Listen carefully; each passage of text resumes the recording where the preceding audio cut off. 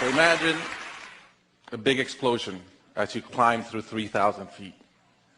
Imagine a plane full of smoke. Imagine an engine going clack, clack, clack, clack, clack, clack, clack. Sounds scary. Well, I had a unique seat that day. I was sitting in 1D. I was the only one who could talk to the flight attendants. So I looked at them right away, and they said, no problem. We probably hit some birds. The pilot had already turned the plane around, and we weren't that far. You could see Manhattan. 2 minutes later, 3 things happened at the same time. The pilot lines up the plane with the Hudson River. It's usually not the route. He turns off the engines. Now imagine being on a plane with no sound. And then he says 3 words, as unemotional 3 words as I've ever heard. He says, brace for impact. I didn't have to talk to the flight attendant anymore.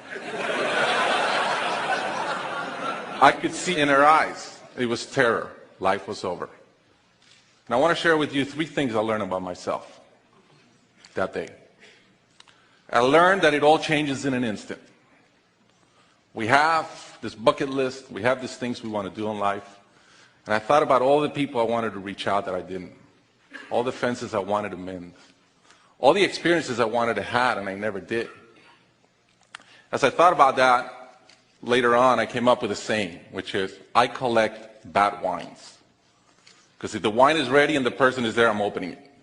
I no longer want to postpone anything in life. And that urgency, that purpose has really changed my life.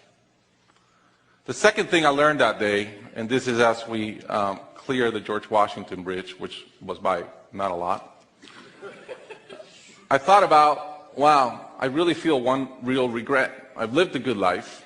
In my own humanity and mistakes, I've tried to get better at everything I've tried.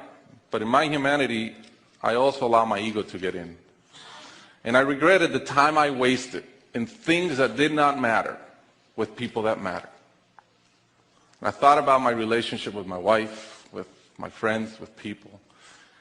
And after, as I reflected on that, I decided to eliminate negative energy from my life. It's not perfect. It's a lot better. I've not had a fight with my wife in 2 years. It feels great. I'm no longer trying to be right. I choose to be happy. The third thing I learned, and this is as your mental clock starts going 15, 14, 13, you can see the water coming. I'm saying, please blow up.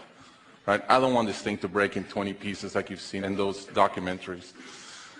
And as we're coming down, I had a sense of, wow, dying is not scary.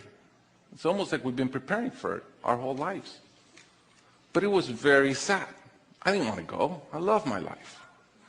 And that sadness really framed in one thought, which is, I only wish for one thing.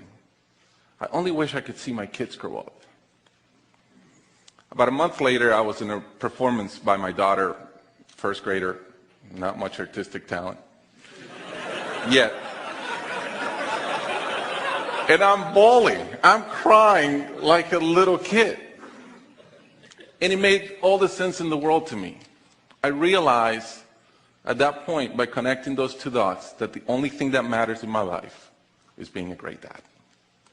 Above all, the only goal I have in life is to be a good dad. I was given the gift of a miracle of not dying that day. I was given another gift, which was to be able to see into the future and come back and live differently. I challenge you guys that are flying today.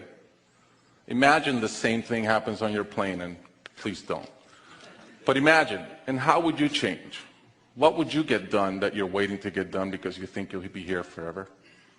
How would you change your relationships and the negative energy in them? And more than anything, are you being the best parent you can? Thank you.